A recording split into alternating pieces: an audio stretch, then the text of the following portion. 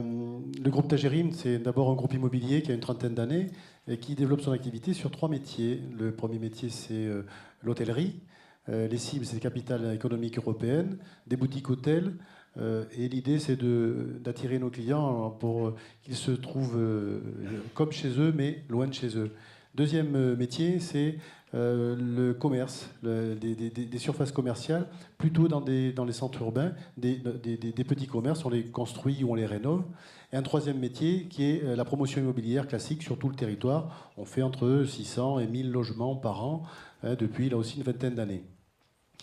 Et c'est sur ce sujet-là que je crois qu'il y a un lien entre la promotion immobilière, tous les acteurs, tous les participants à l'acte de construire.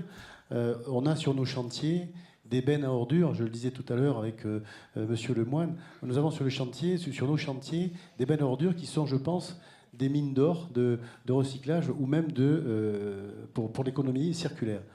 Je vois souvent il y a très peu sur nos chantiers, il y a très peu de traitement de déchets, il y a très peu de recyclage.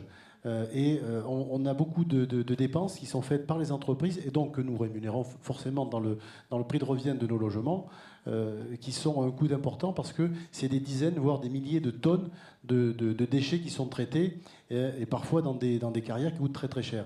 Et je crois qu'il y a un vrai enjeu là-dessus. Je vois souvent, parfois, j'ai vu l'autre jour dans une benne, une porte qui avait un petit éclat qu'on ne pouvait pas poser dans un logement neuf. Cette porte, elle allait partir pour être brûlée, alors qu'elle pouvait totalement être reprise et posée ailleurs.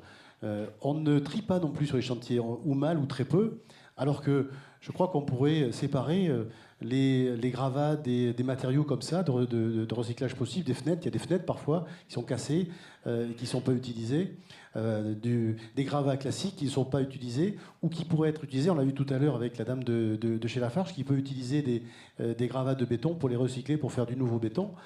Et je crois que là, on a un gros enjeu dans l'immobilier.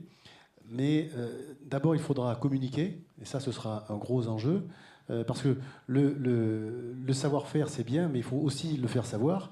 Et je crois qu'il faudra, faites ce matin. Et je crois qu'il faudra accompagner ces changements, parce qu'il y a sinon une éducation, une vraie formation de tous les acteurs de l'acte de construire, les entreprises en premier, les maîtres d'œuvre aussi, pour apprendre ou éduquer les gens à traiter différemment et à trier peut-être en amont les chantiers. Et pour que, effectivement, comme je disais tout à l'heure, le traitement sur le chantier ne soit plus une contrainte, mais une source de profit pour recycler non plus ses déchets, mais ses ressources.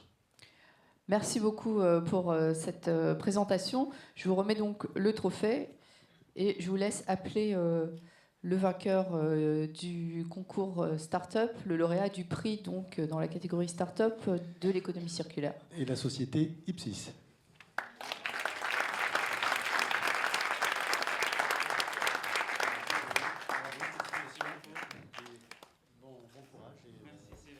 Bravo, vous voulez peut-être en profiter pour dire quelques mots ? Oui, juste un mot. Du coup, au nom de toute l'équipe Ipsis, vous remercier toutes et tous. Donc c'est une belle marque d'intérêt pour nous, pour la proposition Ipsis. C'est vrai qu'on est très satisfaits. J'aurais un mot également pour toutes les autres startups et entreprises qui ont pitché aujourd'hui, parce que je pense que la grande gagnante aujourd'hui, c'est l'économie circulaire, et j'espère qu'on pourra continuer à avancer tous ensemble pour développer des solutions dans le futur. Merci. Merci beaucoup. Merci à vous.